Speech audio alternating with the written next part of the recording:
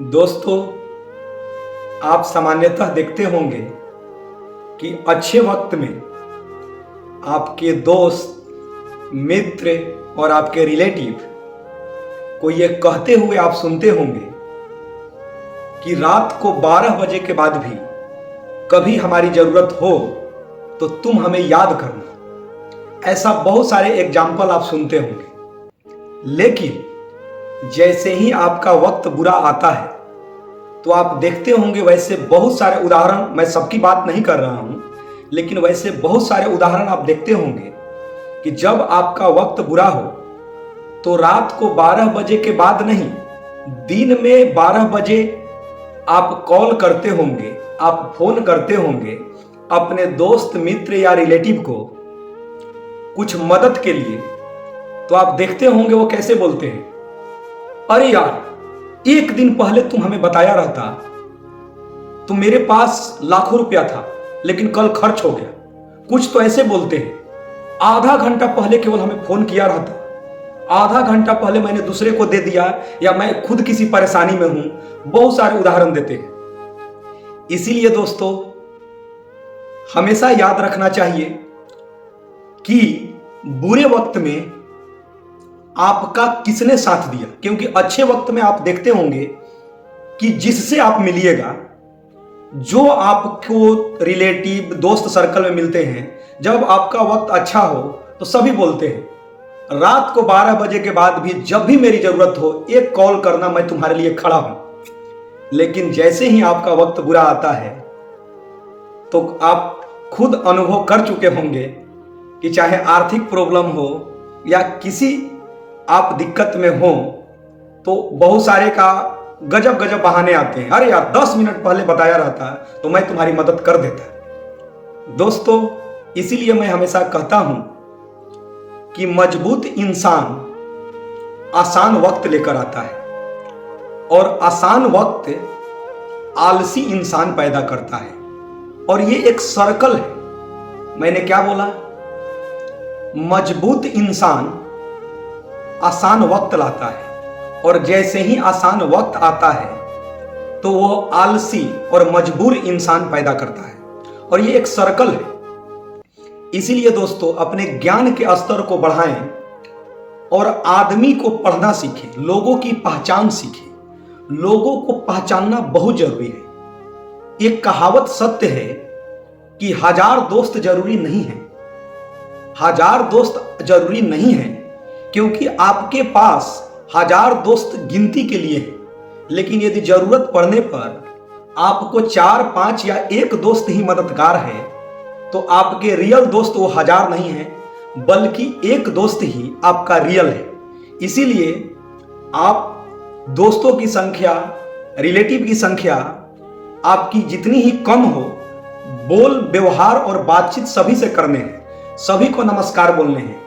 लेकिन लोग जीवन में सफल होना है, सक्सेस होना है, मानसिक तनाव से दूर रहना है, अंधविश्वास से दूर रहना है, तो लोगों को पहचानना जरूरी है और ये दूरदृष्टि होना भी जरूरी है। नहीं तो वही होगा कि जब अच्छे वक्त रहेंगे तो सभी आपके साथ बोलेंगे कि यार, जिस दिन जरूरत होगा बोलना, और बुरे वक्त जैसे ही आते हैं तो आप देखते होंगे कि आपके दोस्त मित्रों के पास कितने बहाने होते हैं। तो मैं बार बार हमेशा कहता हूं कि हार और जीत के बीच के फासले बड़े होते हैं, परंतु नामुमकिन नहीं, क्योंकि जीतने वाले छोड़ते नहीं और छोड़ने वाले जीतते नहीं। दोस्तों, बहुत सारे आप एग्जाम्पल देखते होंगे अपने जीवन में, बहुत सारे उतार चढ़ाव भी जीवन में आते हैं, सबके आते हैं। और एक कहावत ही है कि बैंक में आप पैसा जमा करते हैं, हो सकता है कि कुछ वर्षों के बाद दुगना भी हो जाए और कुछ वर्षों के बाद उससे भी अधिक हो जाए। लेकिन यदि लर्निंग और ज्ञान, नॉलेज का इन्वेस्टमेंट हो, नॉलेज का संग्रह हो, तो वह जो जमा पूंजी होता है वह लाखों करोड़ों, उसका कोई इन्फिनिटी भी आप बोल सकते हैं। तो ज्ञान को अर्जित करना है, जितना हो सके अर्जित करना है, और जीवन में अहंकार बिल्कुल नहीं होना चाहिए। अहंकार आदमी को असफलता की ओर ले ही जाता है। और रियल बात है कि असफलता बहाने बनाती है, असफलता बहाने बनाती है और सफलता नए रास्ते तलाशती है।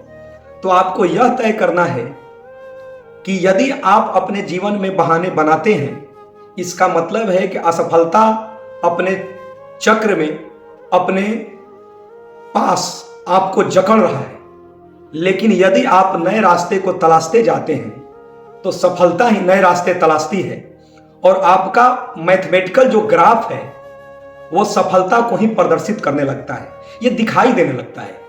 ये नहीं होता है कि आप देखते होंगे, जैसे मिडिल क्लास वाले हम लोग हैं, मिडिल क्लास वालों में देखते होंगे कि जब अचानक के स्टूडेंट लाइफ में घर से बहुत ही कम पैसे आते हैं और उसी में गुजारा करना रहता है, लेकिन जैसे ही उसको 10,000, कभी कभी मान लीजिए कि आर्थिक जरूरत हुआ तो किसी महीना पढ़ने के लिए आ गया, कभी कभी 5,000 भी रुपया आते हैं, तो उसी से वो अपना मासिक खर्च को चलाते हैं।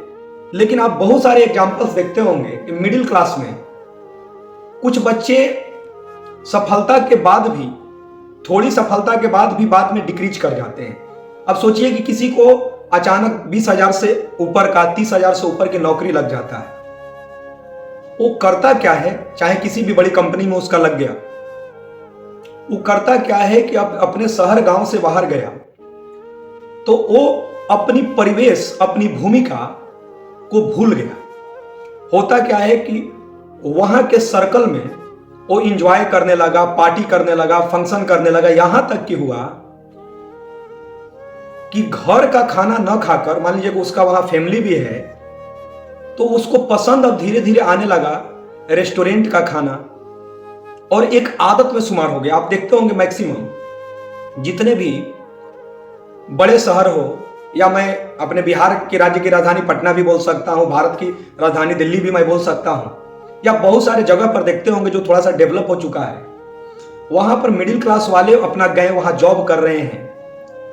तो ये आप नहीं कह सकते हैं कि वहां दिल्ली के, ये दिल्ली, मुंबई, पटना या बहुत जगह के बड़े बड़े घर के ही नहीं, बड़े बड़े लोगों को देखकर मिडिल क्लास वाले को भी आदत में शुमार हो गया, यार या खुद फैमिली को भी लेकर आज खाना नहीं बनेगा, आज रेस्टोरेंट में खाना खाएंगे, सुबह का नाश्ता रेस्टोरेंट में करेंगे।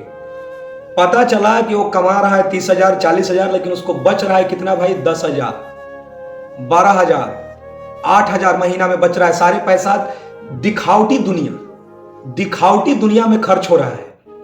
इसीलिए मैं हमेशा कहता हूं कि सबकी अपनी कैटेगरी है। कुत्ता भी बहुत वफादार होता है, चीते का भी अपना एक अलग कैटेगरी है।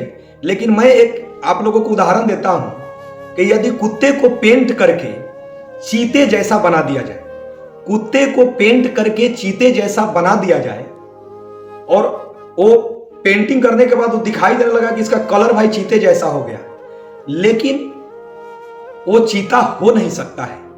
इसीलिए आपको समझना है कि हम किस परिवेश से निकले हैं और धीरे धीरे अपनी ग्राफ को इंक्रीजिंग ऑर्डर में बढ़ाने हैं, सफलता को प्रदर्शित करें। नहीं को 30,000, 40,000 रुपया आने लगा भाई, रेस्टोरेंट में खाना खाएंगे, इधर पार्टी करेंगे, और वहां के जो लोकल अच्छे घर के, संपन्न घर के, जिसके पिताजी काफी बड़े बिजनेसमैन हैं, अब उनके साथ दोस्त सर्कल हुआ और आप भी पार्टी करने लगे, तो पता चला कि आपका जो भी इनकम है, एक तो आप स्टूडेंट लाइफ में कैसे कैसे घर से कष्ट करके पैसा आता था और आप ये जानते भी हैं, जानने के बाद भी आप अनजान बनते हैं और जॉब होने के बाद बेकार पैसे खर्च कर रहे हैं। इसीलिए आप हमेशा ज्ञान में इन्वेस्टमेंट करें और कोशिश करें कि राइट डायरेक्शन की तरफ आप जाएं।